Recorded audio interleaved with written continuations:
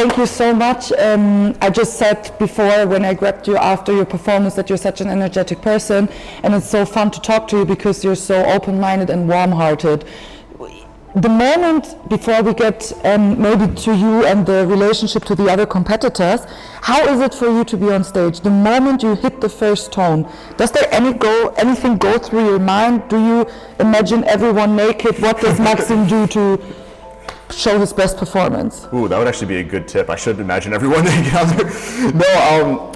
No, honestly, like as soon as I go on the stage, I feel like everything just becomes blank. It's like a clean slate. Really? Yeah. So every time I kind of walk out and whatever plan I had ahead of time, it never happens. Everything just goes to chaos, and everything's like in the moment. So it's just I think there's a risk to that, but there's also a certain reward to that, and it's just fun because you get to basically play yourself. It's like you step. So you don't know yourself what happens. Exactly. It's like anything. It's a free for all. It could be a train wreck and a disaster, or it could be a really great performance and a success. So it's like that uncertainty. Of course you always want it to be a success, but it's. Are you very critical with yourself, or do you say, okay, I did my best and whatever happens, happens, or how do you get along with the stress, and what are your expectations to yourself as well? Oh, it's interesting. I'm definitely critical with myself if I'm listening back to a performance. If I'm examining over in my mind, sure, then I'll be like, I could have done this so much more convincing here, or I could have taken this a little bit slower and really saved the energy here. But in the heat of the moment, and especially right after the performance, almost always I'm just like, I'm so happy. It's always on a high, even if it doesn't really go according to plan. I can't even feel your endorphins. No, it's like, because especially the audience makes the show so much of the time. I mean, all the time.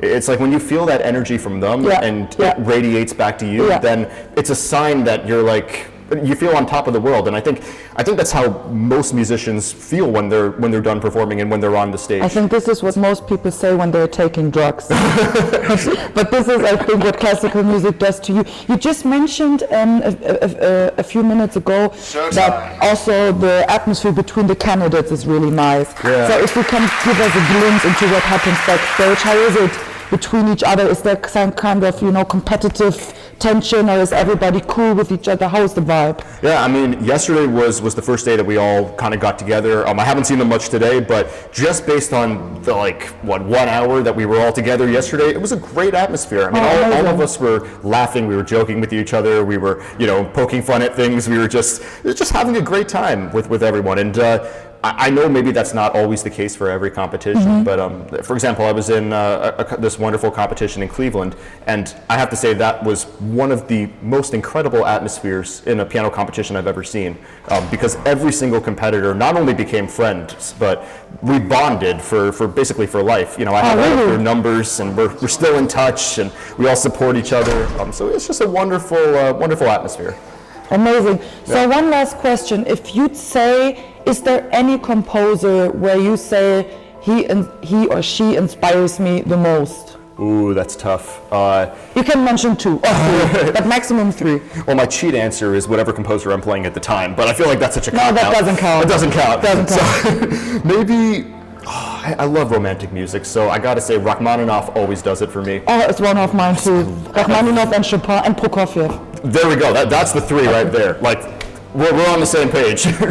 What inspires you the most? Do you think that your character is shown the most accurate when you play their music, or what makes them your favorite? That's interesting. I think it's something about the harmonies that they write with. I'm the kind of person that when I'm discovering a piece of music, I'll literally have to listen to like a 2-measure phrase over and over again on repeat. And that's all it really takes for me to get sucked into wanting to learn the music.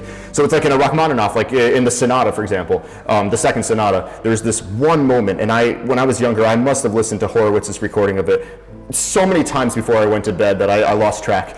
So just because of that, I felt like I had to play it that second. So I feel like when you feel those things so intensely, then hopefully some of that translates into my own playing, and I'm able to internalize some of the passages that speak to me the most, and move the audiences that way.